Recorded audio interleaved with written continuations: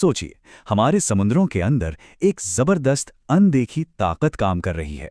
एक ऐसा विशाल इंजन जो चुपचाप हमारी पूरी दुनिया को चला रहा है, हमारे ग्रह के मौसम को कंट्रोल कर रहा है। तो चलिए आज इसी छिपे हुए इंजन के सारे राज खोलते हैं। तो सवाल यही है, आखिर ये कौन सा अदृश्य इंजन है जो हमारे ग्रह की जलवायु को पावर दे रहा है?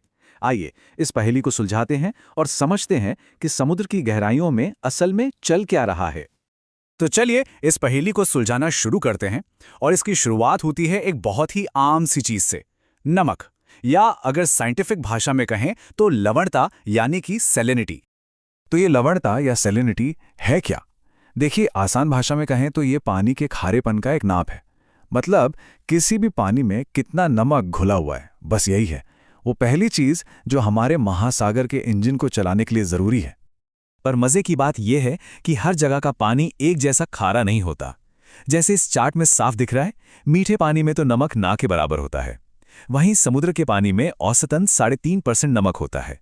लेकिन लाल सागर जैसी जगहों पर जहां गर्मी से पानी बहुत भाप बनता है, ये खारापन 4% तक पहुंच जाता है। और यही छोटा सा फर्क पूरी कहानी को दिलचस्प बना देता है। अच्छा, तो नमक की बात तो हो गई। अब आते हैं दूसरे जरूरी कॉन्सेप्ट पर, घनत्व यानी डेंसिटी। हमें यह समझना होगा कि पानी का वजन कैसे बदलता है, क्योंकि इसका सीधा कनेक्शन हमारे समुद्री इंजन से है।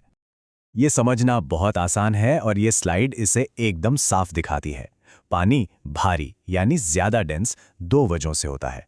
एक, जब वो ठंडा हो, और दूसरा, जब उसमें नमक ज्यादा हो।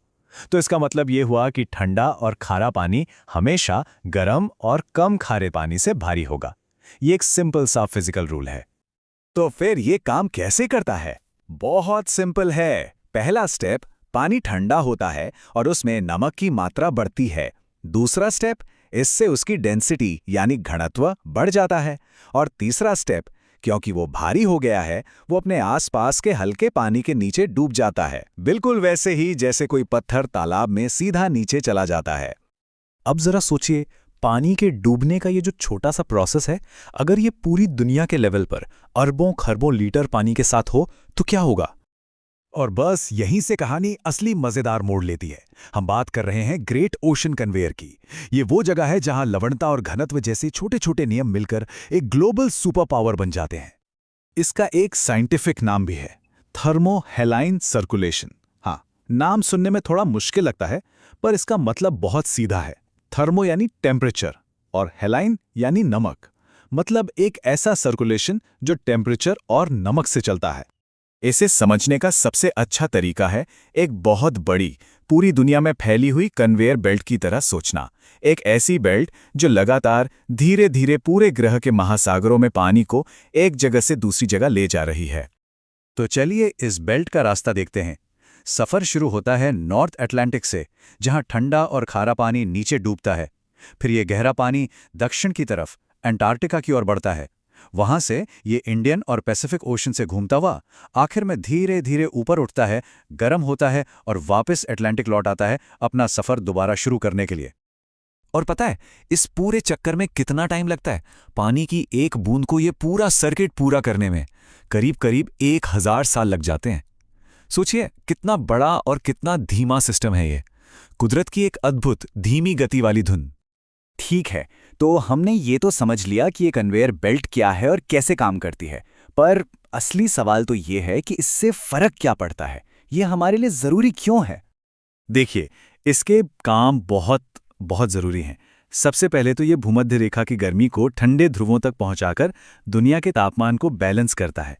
ये दुनिया भर के मौसम को स्थिर रखने में मदद करता है। और इतना ही नहीं, ये समुद्र की गहराइयों तक ऑक्सीजन और जरूरी पोषक तत्व भी पहुंचाता है, जिससे समुद्री जीवन जिंदा रहता है।